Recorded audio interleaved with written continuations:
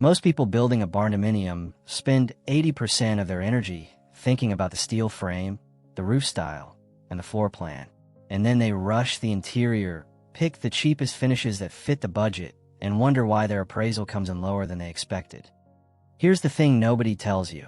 In 2026, a barndominium's interior is where the real money is made or lost. The right upgrades can add tens of thousands of dollars to your appraised value, make your home dramatically easier to finance and sell, and turn a nice metal building into something buyers are genuinely competing over. Today I'm breaking down 7 interior trends that are genuinely moving the needle on barndominium value in 2026. Not just things that look pretty on Instagram, but upgrades that real buyers are prioritizing, that appraisers actually recognize, and that make a measurable difference to your bottom line. Stay with me until the end, because the last trend on this list is one most builders don't even think about until it's too late. Before we get into it, if you're building, designing, or even just planning your future barndominium, hit subscribe to Homes in Haven right now. We cover real numbers, real design decisions, and honest breakdowns every single week. No fluff, no sponsorships. Now let's get into it. Before we get to the 7 trends, I want to give you a quick mindset shift, because it changes how you think about every single upgrade on this list. In a traditional home, the structure and the interior finishes are somewhat separate decisions. The framing is the framing, and then you layer finishes on top. In a barndominium, those two things are deeply connected, and here's why that matters for value. The shell of your barndo is already doing a lot of the heavy lifting. The clear span steel structure, the high ceilings, the wide open floor plan. Buyers and appraisers can see that immediately. But what they're also looking at is whether the interior finishes match the quality and intention of that structure. A barndo with a solid steel frame and budget-level interior finishes signals a starter project, not a finished home. A barndo with the same frame and thoughtfully executed interior upgrades signals a high-performance, long-term home, and that perception gap translates directly into dollar value. The good news, because barndos start with so much structural advantage, you don't need to spend a fortune on interior upgrades to get a dramatic value bump. You just need to know which ones actually matter to buyers and appraisers in 2026. Here are the 7. The warm industrial interior. This is the defining interior aesthetic of 2026 barndominiums, and it's the one that separates homes that photograph as cool from homes that appraise well and sell fast. The concept is called warm industrial, and it means celebrating the structural bones of your building while pairing them with materials that bring warmth, texture, and genuine luxury. Here's what that looks like in practice. Your steel columns and roof beams stay exposed because hiding them in a barndo is like hiding the most impressive part of your home. But instead of leaving them in plain galvanized steel, you have them sandblasted and coated in a premium matte finish. In 2026, that process, accounting for sandblasting, specialized transport, field touch-ups, and the coating itself, runs roughly $6 to $15 per linear foot. It's not a small line item, but it completely transforms the space from a construction element into an intentional design feature. Then you layer in natural materials that contrast with the steel. Clean finished white oak, walnut, or hickory on accent walls and ceiling beam wraps. Concrete floors that have been acid stained in warm earth tones or polished to reflect light. These combinations create a space that feels nothing like a converted workshop, but also nothing like a cookie-cutter traditional home.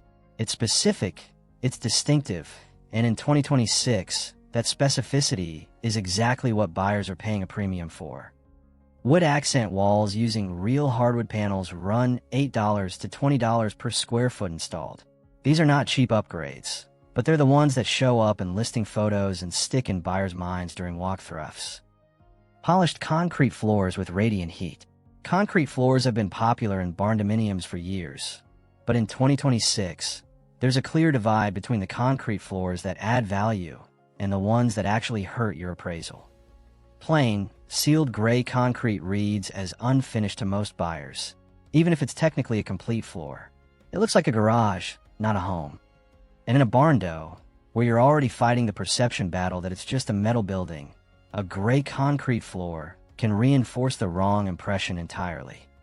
What is adding value in 2026 is polished concrete with warm acid staining, earth tones, terracotta, warm brown, or even deep charcoal, combined with embedded radiant heating tubes beneath the slab.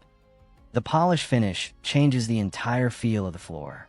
Instead of absorbing light, it reflects it, making a large open-plan space feel brighter and more expansive. And radiant heating is the kind of feature that buyers who have experienced it will specifically look for on future purchases. Warm floors in a large open-plan space on a cold morning is a genuinely luxurious experience, and it's one that people mention to friends. Radiant floor heating consistently shows up as a high-return upgrade in large open-plan homes. The cost to install embedded radiant heating during a new build runs roughly $6 to $15 per square foot, which is significantly cheaper than retrofitting it later. Doing it during the original pour is the time to get this right. Honest caveat: polished concrete with radiant heat can be uneven in temperature across bathrooms and bedrooms if zones aren't set correctly. This is a systems design issue, not a deal breaker, but it's worth discussing with your builder up front so zoning is built into the system from day one. Floor-to ceiling windows and indoor-outdoor living. One of the biggest structural advantages of a Barndominium is the clear span steel frame, meaning no load-bearing interior walls and no restrictions on where you put large window openings. And in 2026, the highest value Barndos are using that advantage to its absolute maximum. Floor-to-ceiling windows, oversized sliding glass panels, and massive bifold doors that open entire walls to covered outdoor spaces are among the most impactful visual upgrades you can make to a Barndominium. They do three things simultaneously: flood the interior with natural light, make the space feel dramatically larger than the square footage suggests, and create that indoor-outdoor living connection that buyers in nearly every market are actively seeking. The outdoor living space itself has become a full room in the highest value 2026 Barndo builds. We're not talking about a basic back porch. We're talking about a covered space that uses the same flooring material as the interior, creating a seamless visual flow from inside to outside, with an outdoor kitchen, a fire feature, and deep overhangs extending 10 to 12 feet or more off the roofline to provide shade and weather protection. Honest cost picture: impact-rated or hurricane-rated large format, sliding glass panels can run $800 to $2,500 or more per linear foot installed, depending on your climate zone requirements. That's a serious investment. But in markets where indoor-outdoor living is a priority, this upgrade consistently returns close to its cost and appraised value, and it's one of the top features buyers cite when choosing one home over another in the same price range. The one thing to plan carefully: large glass expanses in a metal building require thoughtful solar orientation and overhangs to prevent your home from becoming an oven in summer. Work with your designer on the orientation of glass before the floor plan is locked in. The chef's kitchen with commercial-grade touches. In any home, the kitchen is one of the highest return spaces for upgrades. In a Barndominium, it's even more important, because the kitchen is often the proof point that separates a truly finished Barndo from one that still feels like a work in progress. In 2026, the kitchens adding the most value in Barndominiums follow a specific formula: large format islands, commercial grade or commercial style appliances, quartz or leathered granite countertops, custom or semi-custom cabinetry with integrated hardware, and statement lighting that ties the kitchen visually to the high ceilings above it. That last point matters more in a Barndo than in a traditional home, because Barndo kitchens frequently open into large great rooms with 16-foot or higher ceilings. Pendant lighting and statement fixtures above a kitchen island don't just illuminate the workspace, they anchor the visual scale of the entire space. Getting this wrong, using fixtures that are too small or too generic, makes the whole room feel off even if everything else is right. Commercial style ranges from mid-range brands give a kitchen that high-performance look without the full $15,000 plus price tag of a true commercial unit. A dual-fuel 36-inch range in the $2,500 to $5,000 range paired with a custom hood that extends toward the ceiling can visually anchor a Barndo kitchen and photograph exceptionally well, which matters both for resale and for any short-term rental income you might be planning. Honest reality check: kitchen upgrades have among the highest ROI of any interior investment in a Barndominium, but they also have a ceiling. A $60,000 kitchen in a $300,000 barndo doesn't return dollar for dollar. The sweet spot for most mid-range barndos is a kitchen investment of $25,000 to $45,000, which can meaningfully improve appraisal value without overbuilding for your market. The SBA-level primary bathroom. If the kitchen is the room that convinces buyers your barndominium is a real, fully finished home, the primary bathroom is the room that convinces them it's a luxury one. In 2026, the primary bathrooms adding the most value to barndominiums follow a clear pattern. Walk-in wet rooms instead of shower-bath combos. Large format tile, often 24 by 48 or larger. Freestanding soaking tubs positioned as a focal point. Floating dual vanities with backlit mirrors. And frameless glass enclosures that show off the tile work rather than hiding it. The wet room concept, where the shower area is defined by tile and drainage rather than an enclosed stall, works particularly well in barndominiums because it continues the open, unenclosed spatial language of the rest of the home. It also photographs exceptionally well, which in a world where most buyers do their initial shortlisting online, matters more than people admit. What specifically moves appraisal numbers is the combination of square footage in the bath area and the finish quality. A primary bathroom under 100 square feet, regardless of how well it's finished, has a ceiling on what it can contribute to value. In a barndominium, where the structural freedom allows you to allocate space generously, building a primary bathroom at 150 to 200 square feet with premium finishes is one of the most defensible luxury investments you can make. Honest cost picture: a fully tiled walk-in wet room with a freestanding tub, floating dual vanity, and quality fixtures runs roughly $20,000 to $45,000 depending on tile selection and your region's labor costs. In a barndo in the $350,000 to $500,000 price range, this investment is almost always reflected in appraised value. Smart home integration done right. Smart home technology is everywhere in 2026, but there's a big difference between the kind of smart home integration that genuinely adds value and the kind that becomes a headache for the next owner and actually deters buyers. Let me be direct about what doesn't add value. Proprietary systems locked to one brand, gadgets that require a tech-savvy owner to manage, or automation that replaces simple switches with touchscreens nobody can figure out without a manual. Here's what does add value: practical, reliable, brand-agnostic smart home infrastructure built into the home from the start. That means structured wiring throughout rather than retrofitted wireless-only solutions.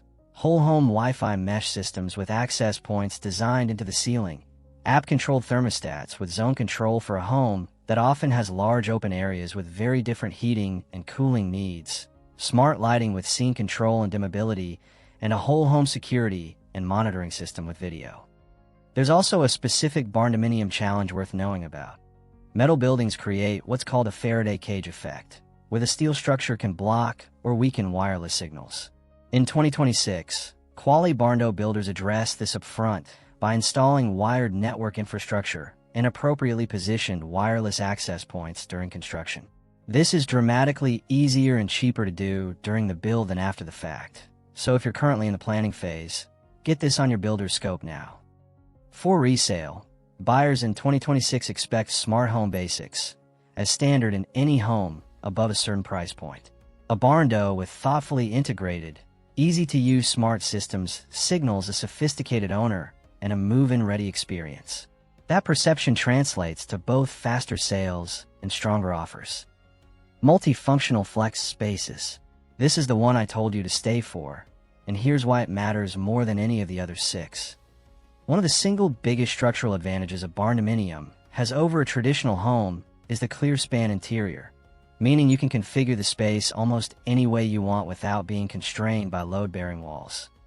Most builders use this freedom to create one big, open-plan living area, which is beautiful, but it's not where the real value opportunity is in 2026. The highest value barndominiums in 2026 are the ones that use this structural freedom to create genuinely multifunctional spaces, rooms that serve more than one purpose and appeal to more than one type of buyer. Here's what that looks like in practice. A dedicated home office with a separate exterior entrance, so it can function as a home business or a client-facing workspace without requiring someone to walk through your living room. A flex room designed from day one to serve as either a fourth bedroom, a home gym, a media room, or a homeschool space, with plumbing roughed in so it could become a full in-suite if the next owner wants it.